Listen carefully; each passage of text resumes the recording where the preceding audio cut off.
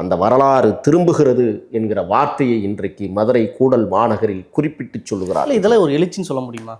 ஏன்னா ஒரு மக்கள் கூடுறதெல்லாம் ஒரு எழுச்சின்னு சொல்ல முடியுமா? அது எந்த நோக்கத்திற்காக கூடுறாங்க, எந்த திட்டத்திற்காக கூடுறதான எழுச்சின்னு சொல்ல முடியும்? இந்த மாநாட்டில் இப்போ திருபுவனம் அஜித்குமார் இருக்கும்போது வெறும் 5 நிமிஷம் தான் பேசினார்.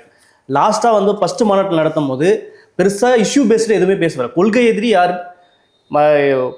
இது அடிப்படை எதிரி யார் அப்படின்ற மாதிரி மட்டும் தான் விளக்கிட்டு இருந்தார். இதில் என்ன அப்படி எழுச்சி வரப்போகுது? நீங்கள் பல வரலாறு படிச்சிருப்பீங்க, உலக சார்ந்த தலைவர்களாக பற்றி படிச்சிருப்பீங்க. இது எப்படி எழுச்சியில் நீங்கள் குறிப்பிட முடியும்?